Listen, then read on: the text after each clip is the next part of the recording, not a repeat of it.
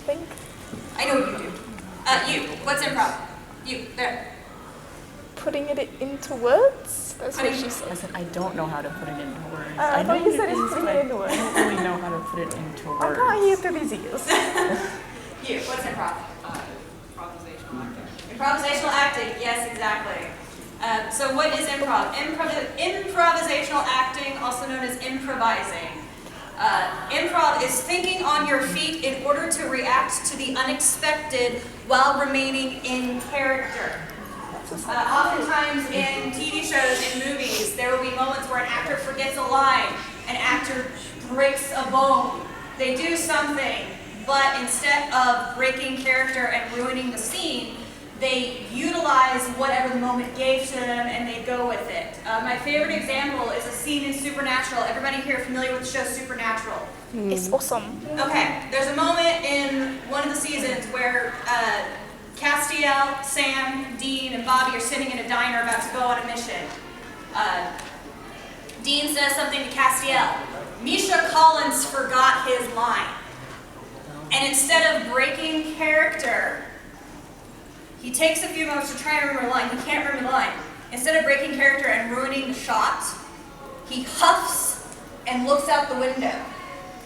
And then Sam, still remaining in character, says, I think you made him mad. I think you hurt his feelings. Yeah, I think you hurt his feelings. That line literally only exists, and that moment literally only exists because Misha Collins forgot his line. There's another moment in The Lord of the Rings where Aragorn, in the Two Towers, they've been tracking Merry and Pippin. These orcs have captured them. They find this graveyard of burned orc corpses and they think Merry and Pippin are dead. And so Aragorn, in a fit of rage and frustration, kicks an Uruk-hai head, sends it flying. Viggo Mortensen broke his toe. He broke his toe on the orc head. And instead of breaking the moment, he immediately channels that pain into a scream of rage, collapses in rage and frustration and pain, literal pain. That's the moment that goes into the film. There are hundreds and hundreds of examples of these moments where an actor, because they were still in the moment and were just improvising on the fly, that ends up being the scene that they use. There are famous monologues that were even completely improv, never scripted. There's lists and lists of these moments on the internet. You can go look them up to just find out how prevalent improv acting is. What improv is not. Improv is not a purely comedic or slapstick act. Improv can be dramatic, or it can be something as simple as getting a fellow actor to remember a line. I was in a play one time. One of my co-stars couldn't remember what the line was. In character, I prompt her, I ask her, well, what does this man look like? And it jogs her memory enough that she can start to remember the line, say the line, and we can continue the scene without breaking character. We were literally in a performance. You cannot break when you're actually on stage in a performance, no matter what happens. If you break something, if something happens, if your costume breaks, you just gotta go with it. Improv is not necessarily a style of acting. There's a lot of people who say, I'm an improv actor. No, you're not. You're an actor who uses improv. Improv is a tool, not a style. Lesser known examples of improv, children's pretend play. When kids are off in their own fantasy world, playing and pretending, half the time they're improvising. They're making everything up on the fly. Live action role play tends to be very improv. Face characters at Disney World, all improv. Dungeons and Dragons, yes, is fucking improv. All right, what is a scene? Anybody have a definition of a scene? I don't have the definition. What's a scene? Nobody? Not even gonna try. You, hold up. A setting where a predetermined action needs to take place. That's a good one. When someone asks you what is a scene, think of the word scenario.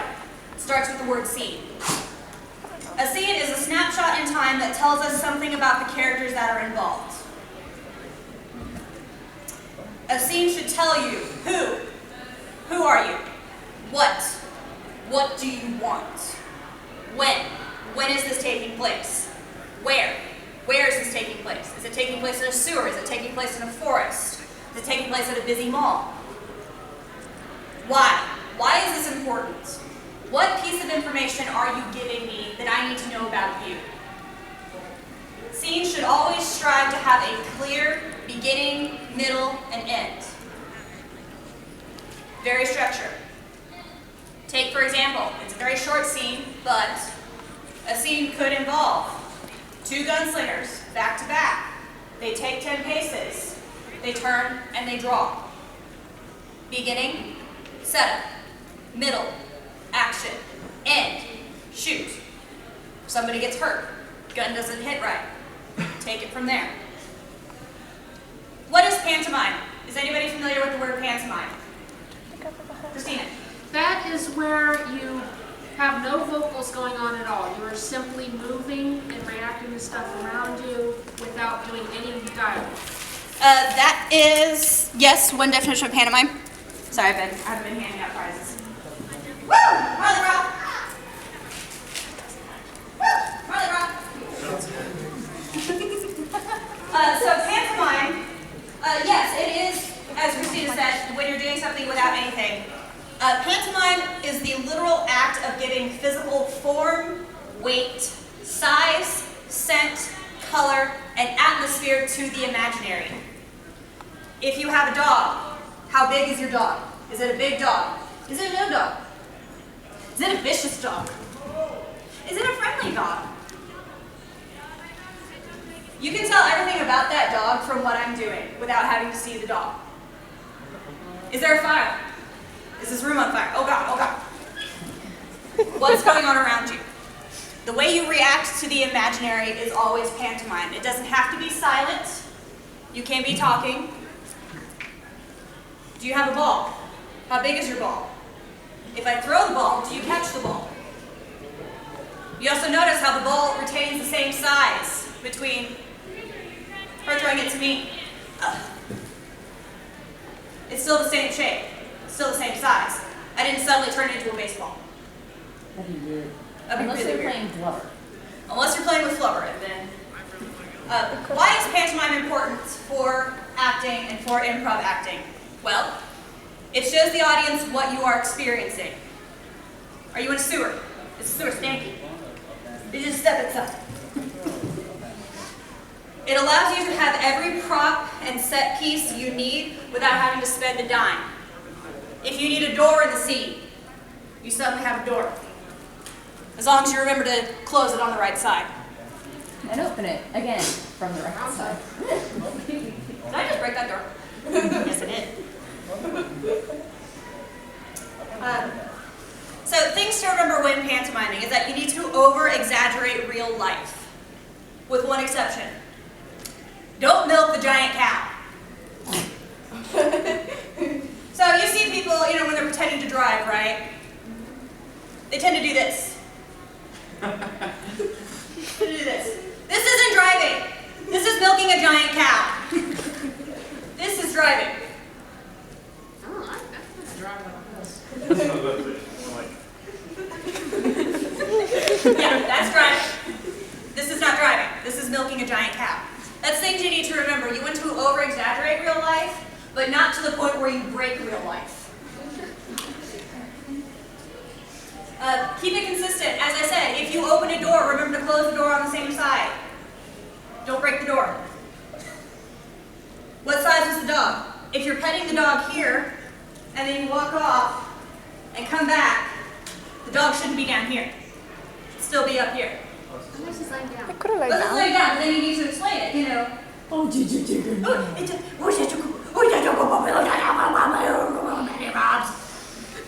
Explain it. Explain what you're doing. Make sure the item takes up space. I was having fun one time with some friends. We were goofing around doing some improv. And I gave a challenge to one person to try and bait a cat. So as they're like, come here, kitty, come here, kitty. Oh, kitty, kitty, kitty, kitty. They're pulling the cat to their chest, and suddenly they do this. And I go, oh, you just squished that cat. Make sure the cat still has movement and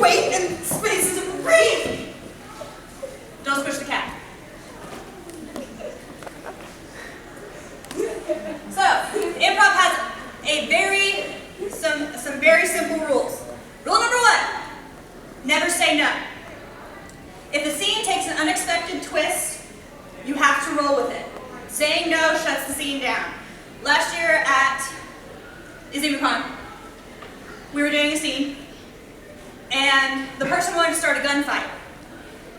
So the person said, draw. Well, the other person in the scene took it completely different.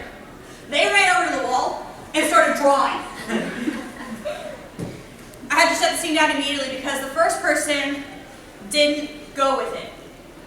They were like, no, shoot, dummy. It's like, no, no, no, no, no. You have now just shut that scene down. You have to continue on with what the other person gives you. It's called endowing.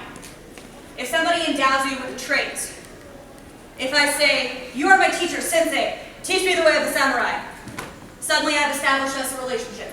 I've established you as the teacher and myself as the student.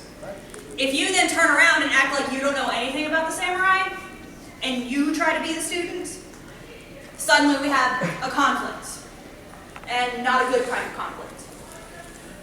Instead of saying no, there's a concept called yes and, which is basically you take what they give you and you run with it. It is, you say yes to the scene, and let me add something else. Take your endowment with grace. If somebody endows you as a teacher, if somebody endows you as their student, if somebody endows you as their child, you take that endowment and run with it. Rule number 2, improv is a dialogue or a negotiation, not a competition. You need to find out what your character wants, what your partner's character wants. How do we both get what we want? Instead of clashing, work together. Rule number 3. That's not 3, that's 3. Rule number 3.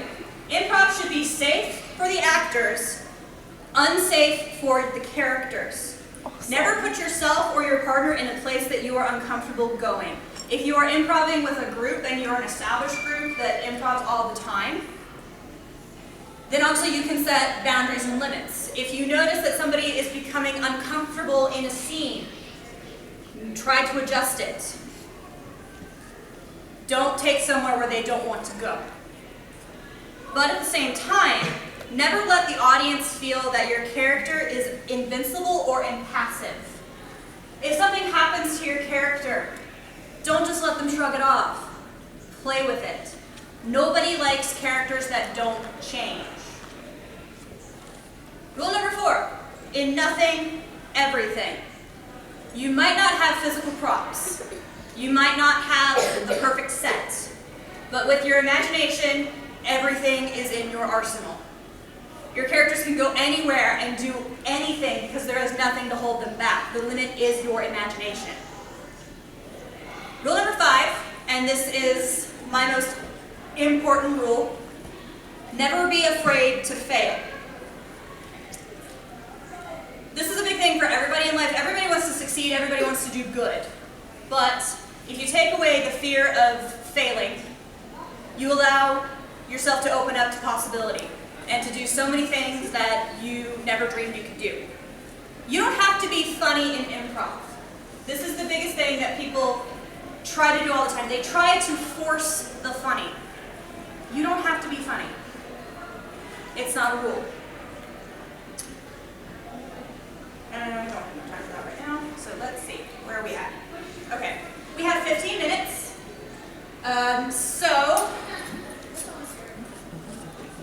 Yeah, it's 11:45. Oh wait, it's 11:45. I'm used to working off of like an hour schedule. I have till 12:30. I'm a dum-dum. I'm a dum-dum. Don't mind me, don't mind Loki. I don't know the guardian time. You're a lollipop for children? Huh? You're a lollipop for children? Don't mind me. Don't know What flavor? Okay. She must be green apple. 11:45. So we start. Sour apple. Or I like to start with a nice vocal and physical warm-up. Anybody here familiar with Baby Shark? Baby shark. Baby Shark. Everybody on your feet. Shark. Oh my god, is this what I think it is?